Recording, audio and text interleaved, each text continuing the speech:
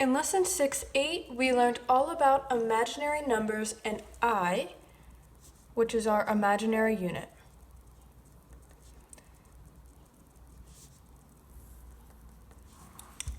These numbers are called imaginary because it is in contrast to the real numbers that we know so well. A man named Girolamo Cardano was actually the first to work with these numbers, and he was who concluded that x squared actually has two solutions of positive or negative square root of said number k.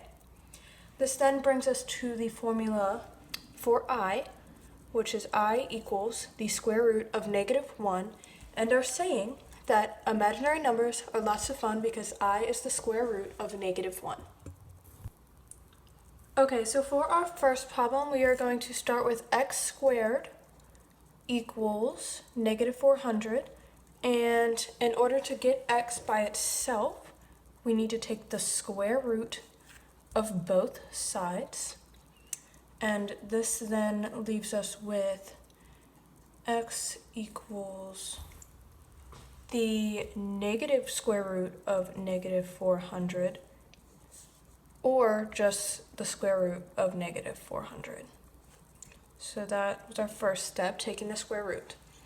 Then we want to apply the square root of negative number theorem, which is when our imaginary number I comes into play. So when we do that, since I equals -1, we take that out of the equation and we are left with x equals I square root of 400, or x equals -I to the square root of 400. And our final step is to simplify that, and we know that 20 is the square root of 400. So we apply that into there, and we are going to get x equals 20I, or x equals -20I. And those are the solutions to x squared equals -400. Now for our second example, we are going to prove that I square root of 3 is the solution to the square root of -3.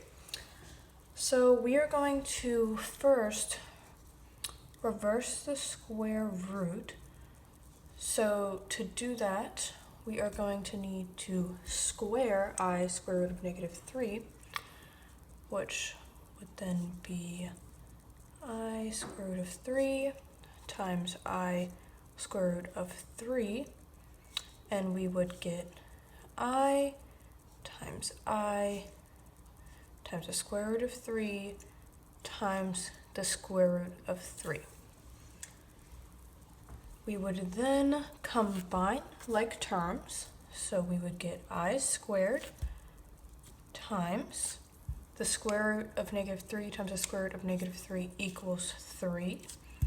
And then from our formula, we know that I squared equals -1, so we have -1 times 3, which equals -3.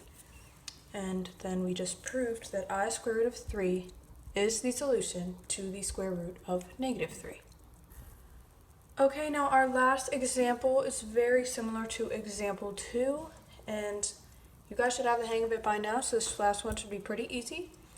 So we are solving 5I times 20I. So what we're first going to do is distribute the 5I to the 20I, and we know 5 times 20 equals 100, and I times I equals I squared. And from our formula, we know that I squared equals -1, and 100 times -1 equals -100. So 5I times 20I equals -100. And now you guys should have the hang of imaginary numbers. They're really not as difficult as they seem. And just remember that imaginary numbers are lots of fun because I is the square root of -1.